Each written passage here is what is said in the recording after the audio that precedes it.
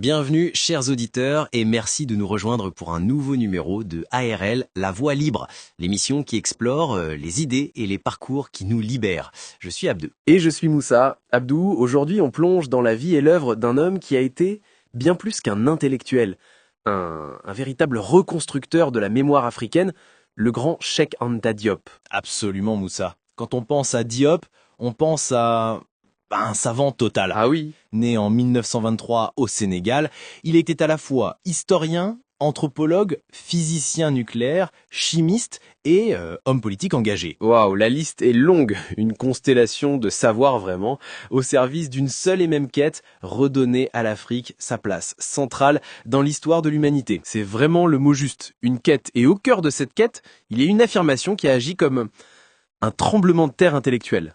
L'idée que la civilisation égyptienne antique, ce joyau de l'histoire universelle, était une civilisation fondamentalement négro-africaine. Une idée qui paraît audacieuse aujourd'hui, mais qui était perçue comme une hérésie dans les années 50. Carrément. Il faut se remettre dans le contexte de l'époque. L'histoire africaine était niée, considérée comme inexistante avant la colonisation. C'est ça ? Et Diop arrive et dit « Non seulement nous avons une histoire, mais la plus prestigieuse des civilisations antiques est la nôtre. » Et ce qui rend sa démarche si puissante, c'est qu'il n'a pas mené ce combat avec des slogans, mais avec la science la plus rigoureuse. Exactement. C'est là que le physicien en lui entre en scène. Oui. Il a par exemple mis au point une méthode pour doser la mélanine, le pigment qui colore la peau, dans des échantillons de peau des momies égyptiennes. Incroyable. C'était une manière de répondre scientifiquement à la question de quelle couleur étaient les anciens Égyptiens. C'est un point crucial. Il a utilisé les propres outils de l'Occident pour déconstruire le récit eurocentrique. Tout à fait. Et il ne s'est pas arrêté là. Le linguiste en lui a comparé la grammaire, le vocabulaire de l'égyptien ancien avec des langues africaines modernes comme le Wolof, et il a trouvé des parentés stupéfiantes. Stupéfiantes, oui. Il a agi comme un véritable détective historique en rassemblant des preuves que d'autres avaient ignorées ou cachées. Des preuves qui étaient pourtant là, parfois en plein jour. C'est ça le pire. Il rappelait simplement ce que les auteurs grecs et romains, les pères de l'histoire occidentale comme Hérodote, écrivaient noir sur blanc, que les Égyptiens avaient la peau noire et les cheveux crépus. Waouh. Il a simplement pris sérieux les témoignages des anciens. Et face à cette accumulation de preuves, la réaction de l'establishment académique a été violente. Ah, j'imagine. Sa thèse de doctorat à la Sorbonne a été refusée. Refusée, mais cet obstacle, c'est devenu sa plus grande force. D'accord. Il a publié sa thèse refusée sous le titre Nation nègre et culture en 1954. Et là, le livre est devenu un best-seller, le manifeste d'une génération entière qui se battait pour l'indépendance. Et c'est là qu'on voit que pour Diop, en fait, le passé et le futur sont indissociables. Oui, c'est clair. Restaurer la dignité historique, c'était pour lui la première étape.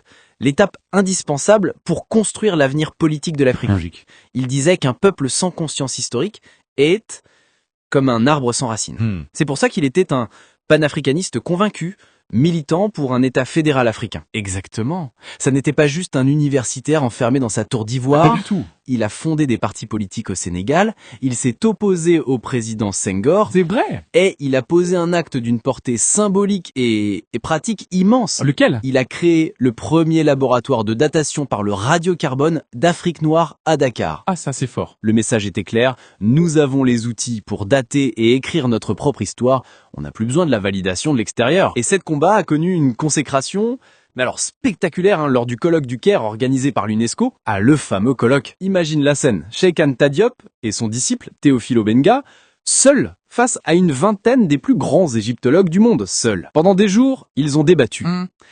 Et à la fin, le rapport officiel a reconnu que leurs arguments en faveur d'une Égypte noire étaient bien plus solides et scientifiques que ceux de leurs contradicteurs. La reconnaissance, c'était la victoire de David contre Goliath. D'une reconnaissance tardive, mais ô comme essentielle. Aujourd'hui, l'héritage de Cheikh Anta Diop est partout. Partout, oui. L'université de Dakar, la plus grande d'Afrique francophone, porte fièrement son nom. C'est un symbole. Il est passé du statut de paria intellectuel au statut de prophète du savoir africain. Exactement. Son œuvre continue d'inspirer des millions de personnes à travers le monde. Un parcours qui nous montre que le savoir est une arme et que la vérité historique, c'est un combat qui vaut la peine d'être mené, peu importe les obstacles. Et cela nous amène à la question qu'on voulait vous poser, chers auditeurs. Près de 40 ans après sa mort et 70 ans après la parution de Nation nègre et culture, Quel est selon vous l'impact de l'œuvre de Cheikh Anta Diop sur les défis actuels du continent africain ?